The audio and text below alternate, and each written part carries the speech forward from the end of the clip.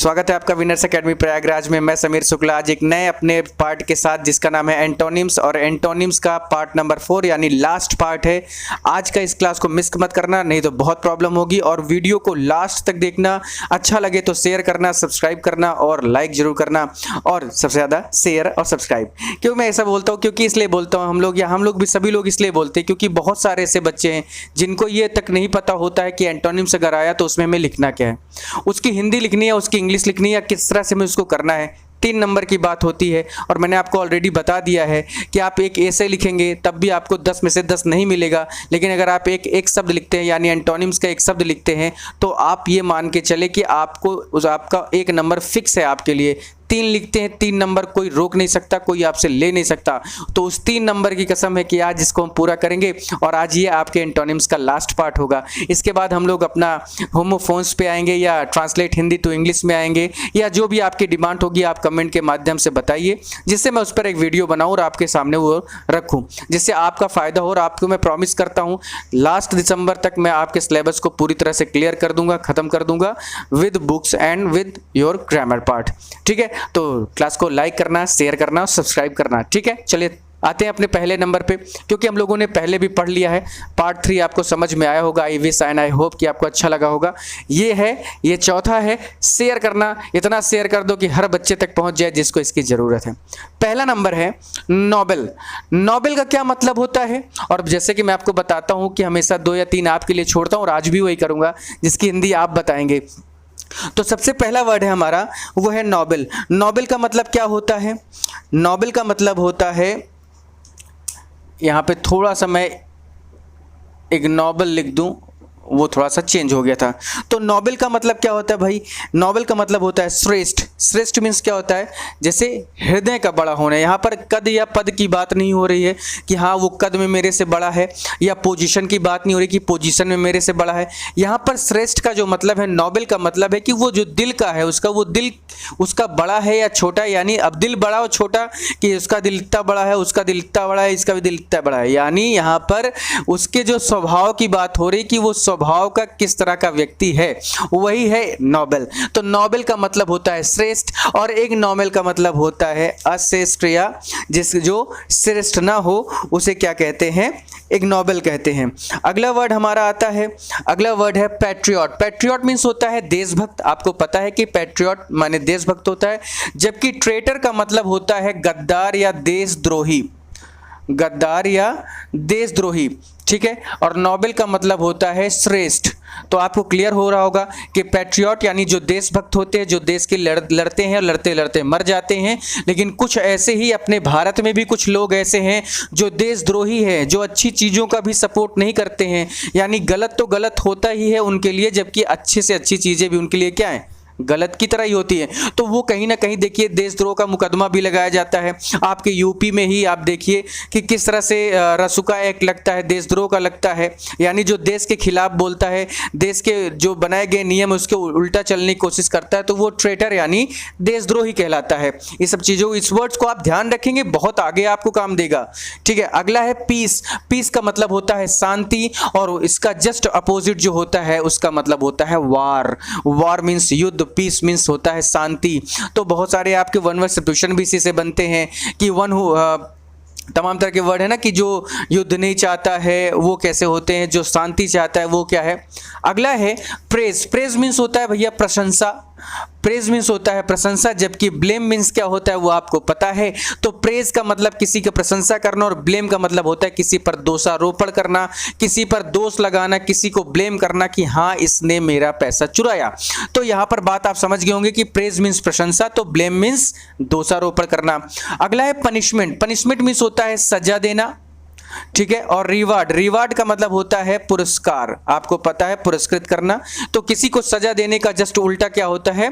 Reward देना। मैं ऐसे बहुत सारे उदाहरण आपके सामने, आपकी इसी सरकार या जो भी चीज़ें हैं जो हम लोग देखते हैं उन चीज़ों पर मैं दे सकता हूँ, but it's not my way to learn you, है ना। मतलब जो भी चीज़ें आप समझे कि ना मैं इस तरह की चीज़ें सिखाता हूँ, ना सीखने की कोशिश करता हूँ किसी से भी। आगे है प्रोग्रेसिव। प्रोग्रेसिव मीन्स क्या होता है? आगे बढ़ने की कोशिश करना, या प्रोग्रेस का ही वर्ड है प्रोग्रेसिव, और इसका जो उल्टा होता है वो होता है ऑर्थोडॉक्स। ऑर्थोडॉक्स की जो हिंदी होती है उसका मतलब होता है रूढ़िवादी। रूढ़िवादी जानते हैं क्या होता है? वो आदमी जो अपनी सोच को बदलना नहीं चाहता है, वो आदमी जो अपनी सोच को बदलना नहीं चाहता वो ऑर्थोडॉक्स पर्सनैलिटी का होता है। यानी जो पुराने विचारों को ही आज भी लेके चलता है, पुरानी चीज़ों को लेके आज भी चलता है, तो वो कैसा व्यक्ति है? वो ऑर्थोडॉक्स पर्सनैलिटी है। फिर वो चाहे आपके बाबा आजी हो, हमारे बाबा आजी हो, या ग्रैंडफादर ग्रैंडमदर वॉटएवर, या कुछ भी। तो यहाँ पर बात समझना कि प्रोग्रेसिव, देखिए आज का टाइम ऐसा होता है कि आप फ्रैंक बनिए, थोड़ा फ्रैंकली आप बिहेवियर रखें तो आप आगे बढ़ सकते हैं। अगर आप सोचते हैं कि मैं अपनी बातें किसी से न कहूँ तो आपकी बातें कोई नहीं जानेगा, और जब कोई जानेगा ही नहीं तो आपकी प्रॉब्लम क्या है तो उसका सोल्यूशन भी कैसे मिलेगा।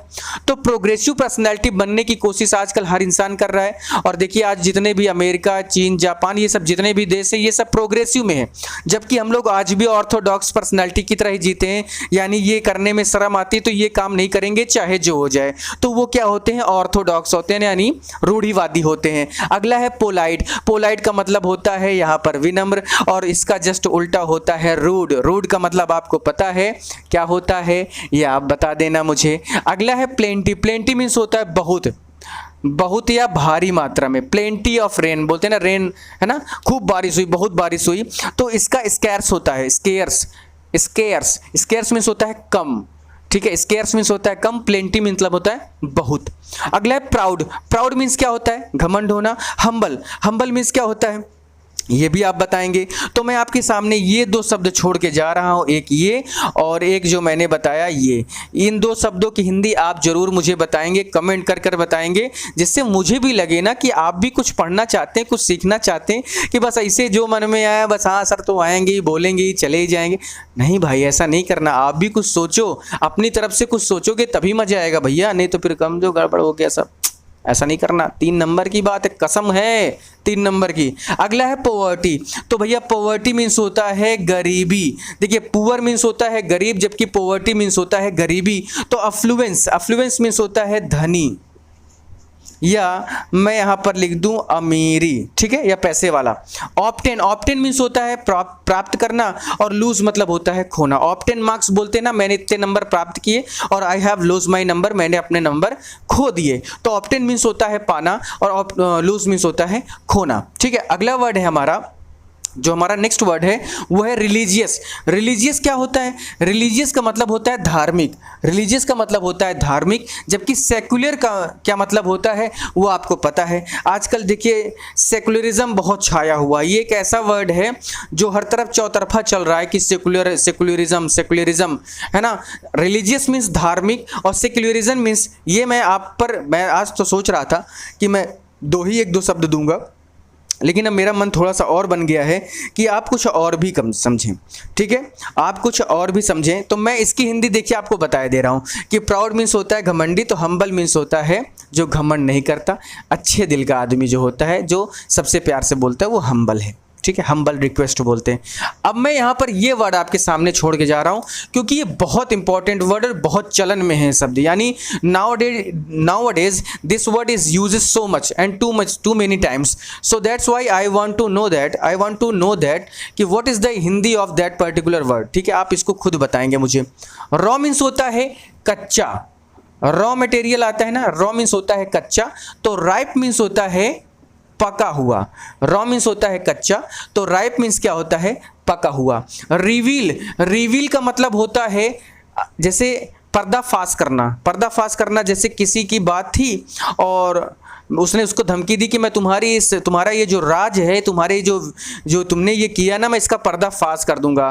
तो रिवील यानी पर्दाफाश करना, और जबकि कंसील यानी क्या होता है? छिपाना होता है, ठीक है। तो रिवील मीन्स होता है पर्दाफाश करना या प्रकट करना, जबकि कंसील का मतलब होता है छिपाना होता है। सेटिस्फाइड, सेटिस्फाइड का मतलब क्या होता है? तो सेटिस्फाइड मीन्स होता है संतुष्ट, यानी जब कोई आदमी अपने किसी काम से, दूसरे के काम से क्या होता है? पूरी तरह से खुश हो जाता है, तो वो सेटिस्फाइड कहलाता है।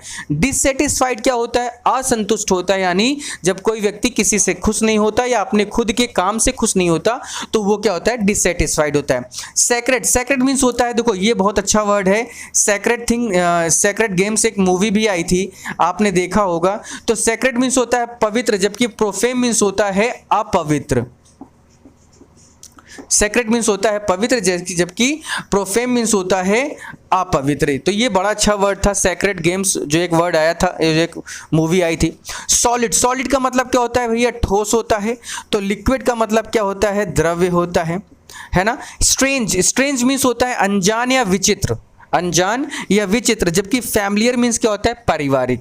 जैसे हम किसी व्यक्ति से पहली बार मिलते हैं, it means that person is strange for me, यानी वो आदमी मेरे लिए क्या है? अनजान है या विचित्र है या अजीब है। खैर इसकी 3-4 मीनिंग है, अनजान, अजीब, विचित्र, ऐसा है। जबकि फैमिलियर का मतलब आपको पता है कि फैमिलियर मीन्स होता है पारिवारिक। स्टैंड फास्ट और फिकल, ये दो ऐसे वर्ड है, ये बहुत अच्छे वर्ड हैं, इनको आप जरूर याद रखना। बहुत दिक्कत करते हैं ये सारे वर्ड, क्योंकि देखिए हम लोग, मैंने आपसे बताया कि एबव का बिलो, गुड का बैड, ब्लैक का वाइट, ये सब तो आपको अच्छा है, समझ में आता है, आपका डाउन। लेकिन ये कुछ ऐसे वर्ड है ना कि ये आपको हो सकता है ना आ रहे हो, इस वजह से इन पे थोड़ा मेहनत करने की ज़रूरत है आपको। तो आप मेहनत करेंगे, ये मेरा मुझे आप पर पूरा भरोसा है, ठीक है। स्टैंड फास्ट का जो मतलब होता है, उसका मतलब होता है दृढ़। स्टैंड फास्ट का जो मतलब है, उसका मतलब है दृढ़, यानी डिटरमाइन होना, फर्म होना। फिकल मतलब होता है अदृढ़, यानी जो फर्म नहीं होते या जो डिटरमाइंड नहीं होते या जो दृढ़ निश्चय नहीं कर पाते, वो फिकल होते हैं। स्माइल, स्माइल मीन्स आपको पता है कि मुस्कुराना या प्यार से देखना या प्यार से किसी से बोलना, जबकि फ्रॉन मीन्स होता है भाव चढ़ा कर बोलना, यानी गुस्से में कैसे बोला, ऐसा वाला। तो स्माइल मीन्स होता है प्यार से या हंसते हुए, जबकि फ्रॉन मीन्स होता है भाव चढ़ाकर, कैसे बोल दिया, मैं जान से मार दूंगा उसको, ये है फ्रॉन, ठीक है। ट्रेजेडी, ट्रेजेडी क्या है भैया? तो ट्रेजेडी मीन्स होता है दुख होता है, एकदम जैसे बोलते ना कि बड़ी ट्रेजेडिक मूवी थी, ऐसे बोलते ना हम लोग कि बड़ी ट्रेजेडिक मूवी थी, यानी बड़ी ही कैसी थी मूवी, वो कैसी मूवी थी? बड़ी ही दुखांत मूवी थी। तो ट्रेजेडी मीन्स होता है दुखांत, जबकि कॉमेडी मीन्स क्या होता है आपको पता है? मज़े से या सुखांत बोलते हैं, ठीक है, सुखांत। उसके बाद है पॉवर्टी। पॉवर्टी का मतलब भी यहाँ पर कुछ ऐसा ही है, वो जो था वो यही है, अफ्लुएंस वाला। प्राइवेट, प्राइवेट का होता है पब्लिक, प्राइवेट का गवर्नमेंट नहीं बोल देना कि प्राइवेट, यहाँ पर प्राइवेट ये प्राइवेट संपत्ति हो, कह दो ये गवर्नमेंट संपत्ति, नहीं, प्राइवेट का जस्ट उल्टा क्या होता है? पब्लिक होता है। तो ऐसे ये सारे वर्ड आते हैं भैया, जो आपको याद रखना है, जो आपको समझना है, जो आपको जानना है।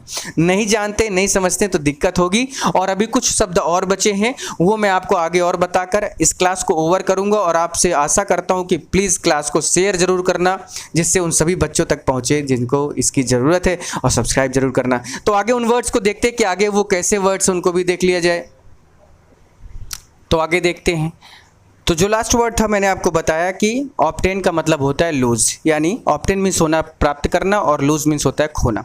अगला वर्ड है ट्रांसपेरेंट। ट्रांसपेरेंट का आपको पता है कि ट्रांसपेरेंट मीन्स होता है पारदर्शी।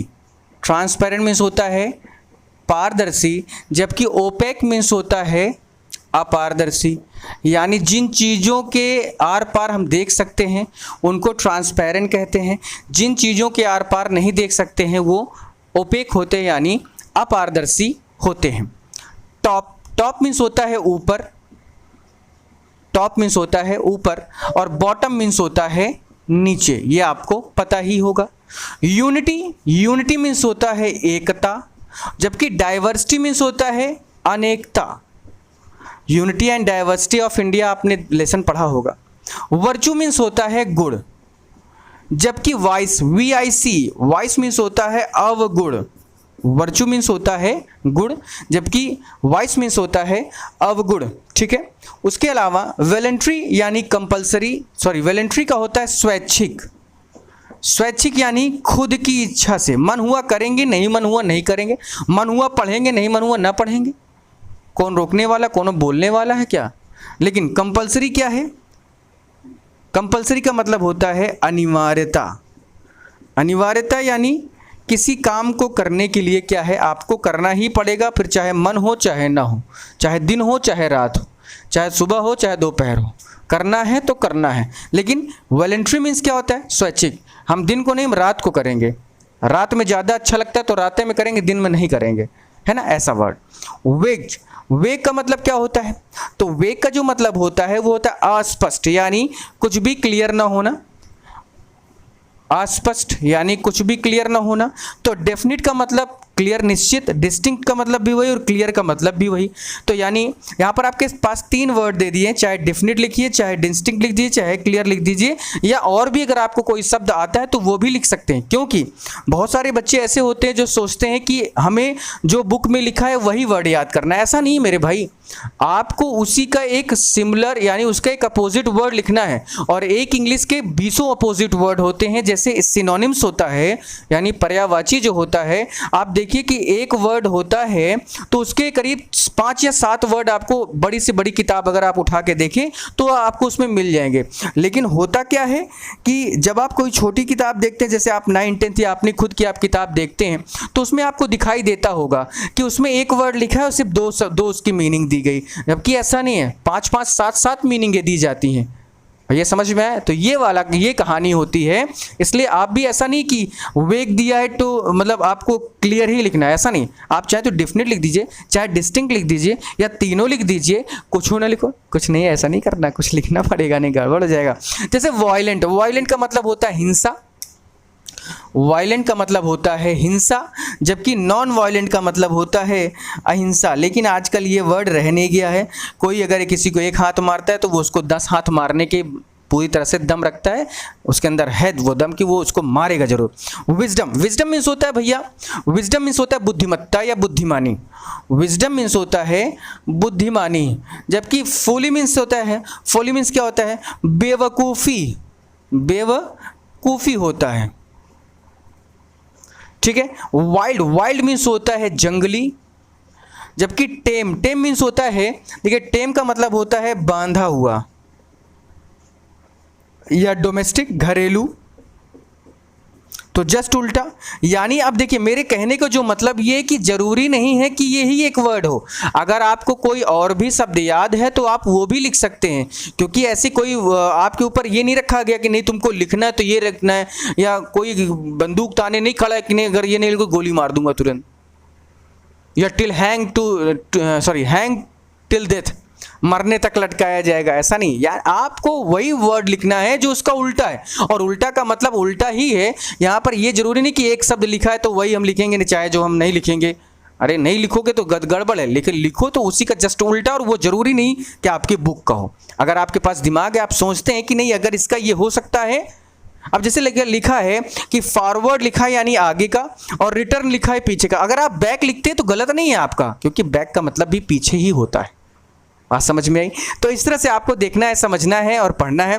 देखिए आपकी ये सारी चीज़ें आपके ऊपर ही डिपेंड करती है कि आप उसको कितना अच्छे से पढ़ लेते हैं, कितना अच्छे से कर लेते हैं। अगर आप नहीं करते तो नुकसान आपका है। 3 नंबर की बात थी, मैंने अपनी रिस्पॉन्सिबिलिटी आई होप कि मैंने पूरी कर ली है।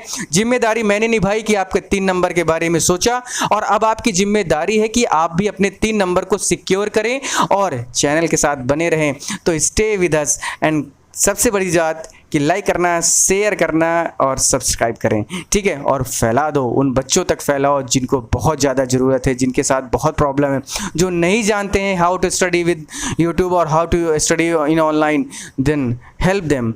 आपसे यही रिक्वेस्ट है कि आप उनकी हेल्प करें, क्लास को शेयर ज़रूर करना और सब्सक्राइब करें, ठीक है। चलिए फिर आज के लिए इतना ही, थैंक यू।